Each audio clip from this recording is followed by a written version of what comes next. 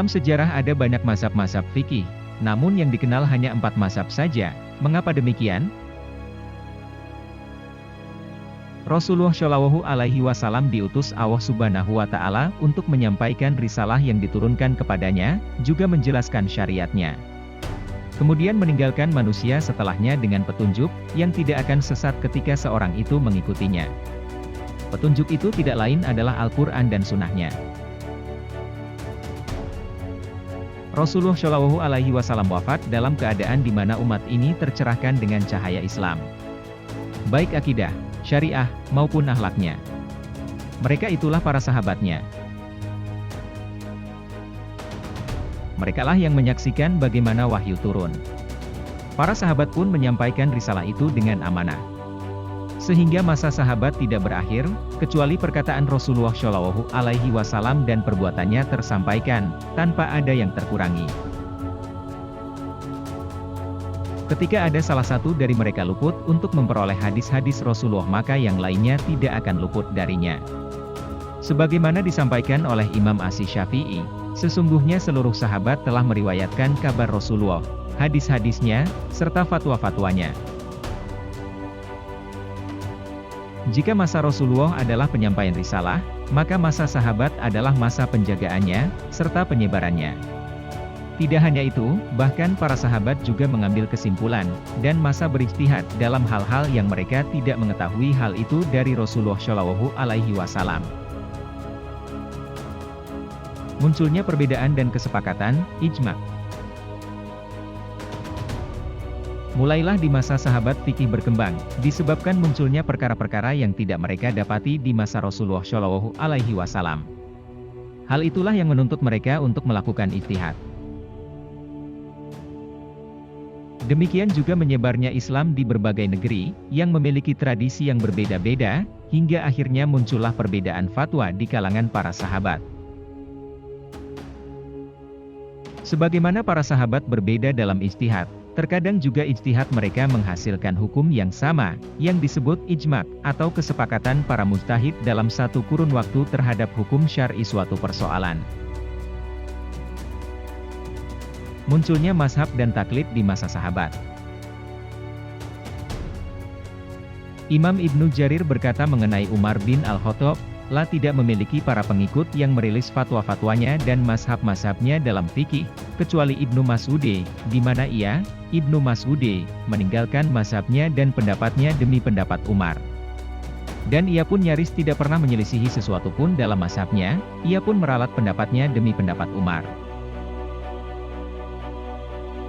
Dalam hal pengikutan Ibnu Mas'ud kepada pendapat Umar dalam fikih, Asy-Syafi'i menyatakan, Abdullah tidak pernah kunut, namun kalau sekiranya Umar berkunut, maka ia pun berkunut.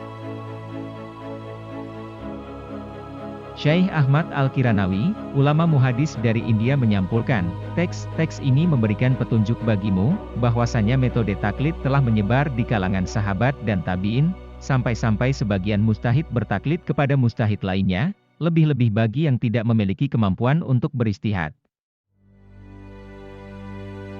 Fikih di masa tabi'in mewarisi fikih para sahabat. Dari para ulama di kalangan sahabat, ada para tabi'in yang konsisten belajar kepada mereka. Di antara yang telah mengambil ilmu fikih dari Ibnu Abbas adalah Ikrimah. Sedangkan yang mewarisi ilmu Umar bin Al-Khattab adalah Sa'id bin Al-Musayyib. Sedangkan fikih Ibnu Umar diwarisi oleh Nafi. Adapun ilmu Ibnu Mas'ud di Irak diwarisi oleh Ibrahim An-Nakhai dan Alqamah. Para fuqaha dari kalangan tabi'in dalam mayoritas masalah tidak keluar dari pendapat para guru mereka dari kalangan sahabat. Namun, mereka juga berijtihad dalam masalah-masalah yang tidak mereka dapati dari para guru mereka, tentunya dengan metode yang mereka peroleh dari guru mereka itu. Pada saat itu, muncullah para fuqaha yang menjadi panutan umat.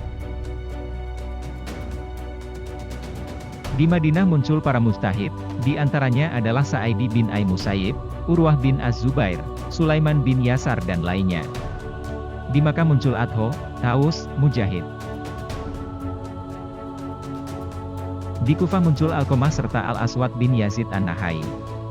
Sedang di Basrah muncul Muhammad bin Sirin, Hasan al-Basri serta lainnya. Sedangkan di Mesir muncul Imam al-Laits, yang menjadi panutan penduduk negeri itu. Mazhab 4 mewarisi ilmu para fuqaha dari kalangan tabi'in.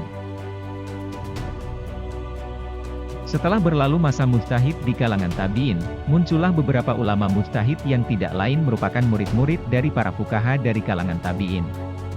Ada Imam Abu Hanifah di Irak, Imam Malik di Madinah, Imam Al-Auza'i di Syam dan sebelumnya sudah dicatat kemunculan lama mujtahid di Mesir, yakni Imam Abu Hanifah memperoleh ilmu dari Ibrahim an-Nakhai, sedangkan Imam Malik memperoleh ilmu dari Nafi. Kemudian muncul Imam Asy-Syafi'i, yang pada awal mazhabnya dikenal di Irak, kemudian di Mesir. Disusul munculnya mazhab Imam Ahmad bin Hanbal di Lek. Kemana mazhab fikih lainnya? Meskipun jumlah mazhab lebih dari 4, namun mengapa mazhab fikih yang masyhur di kalangan Sunni, Ahlus Sunnah, adalah mazhab 4? Hal ini karena di antara mazhab yang ada mazhab-mazhab fikih yang tidak terbukukan.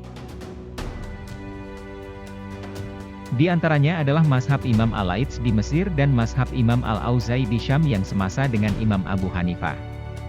Ada pula mazhab Syubrumah di Basrah, juga Ibnu Abi Layla di Kufah. Bahkan Imam Asy-Syafi'i sampai menyatakan, Imam al-Laits lebih pandai dalam fikih dibanding Imam Malik. Hanya saja para pengikutnya tidak melestarikan fikih guru mereka. Sebab itulah mazhab para ulama besar itu tidak diamalkan hingga kini, disebabkan tidak tercatat dengan baik seperti mazhab 4, dan tidak memiliki penerus yang melestarikan mazhab ini. Dengan demikian, yang sampai kepada umat Islam di kalangan Sunni saat ini, dan yang masih terus lestari dan diamalkan serta memiliki pengikut adalah mazhab 4 saja. Meski banyak perbedaan, namun sejatinya sumber utama mereka tetap Al-Quran dan As-Sunnah, yang mereka peroleh dari pemaham fikih para sahabat dan tabi'in.